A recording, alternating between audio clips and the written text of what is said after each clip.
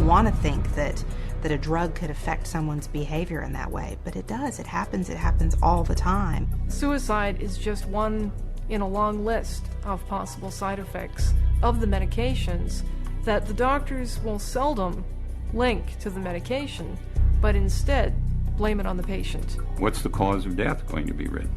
Not going to be written that the drug had anything to do with the death. It's going to be recorded as a suicide. There's not a single psychiatric drug out there that's going to fix a problem. At best, it's going to cover up symptoms. At worst, it might kill you.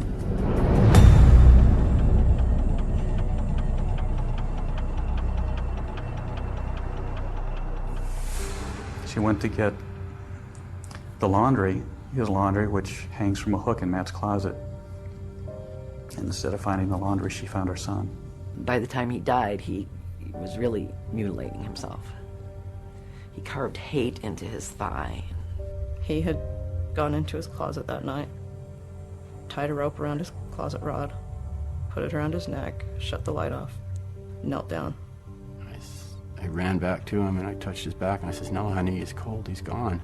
I'm as certain as I can be that Celexa killed my daughter. I will always blame my son's death on psychiatric drugs.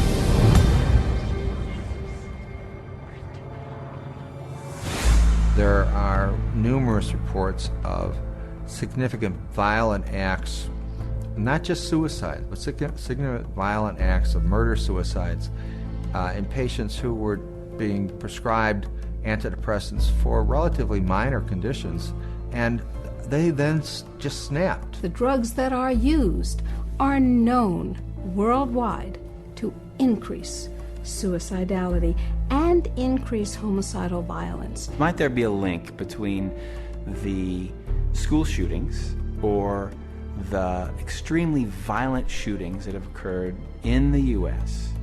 and the prescription of certain psychotropic medications? I think the answer to that is a clear yes. The school shootings that have happened here over the last several years in this country, most of the students who engaged in this violent behavior were on psychotropic medications that had been prescribed to them by psychiatrists.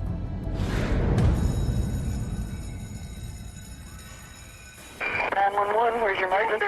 There's been a shot at Westside High School, Middle School. Been what? There's been a shot at Westside Middle School. Okay. Do you know who done the shooting? No, we do not. Okay. Like them everywhere. I was lucky I wasn't shot because I was the only one standing up. My friend Nate got shot in the shoulder. Oh my God, I can't believe it's happening. There's tonight, nothing like that happens here. No. You should be safe at school. It should be a safe place. Just horrible images that you never want to see again in your mind. And I was praying to God for someone to come help me. It wasn't just my boyfriend, he was my best friend. A nightmare. I didn't think he had...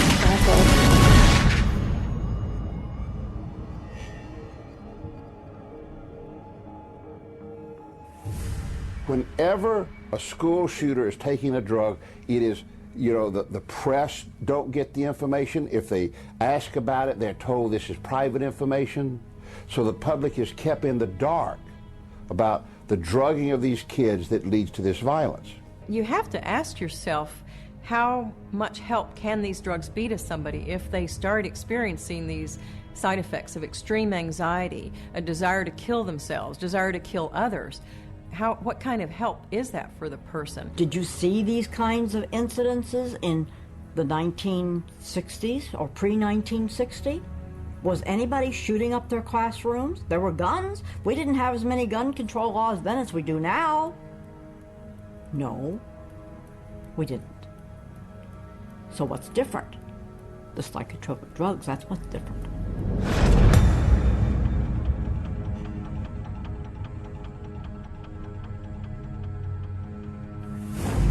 These psychiatrists are, in a sense, crippling people at the same time they claim to be treating them. They are mainly just drug pushers. You go on this drug, if it doesn't help, you can try this one. And if that doesn't work, you can try this one. This is one incredible money-generating machine when this is your approach to treating people. It's about making money.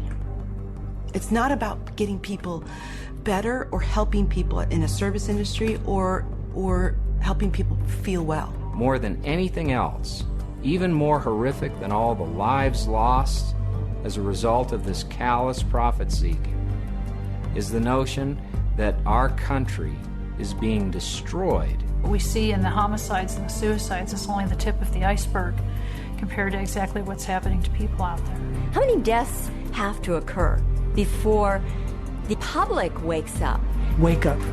Wake up before it's too late.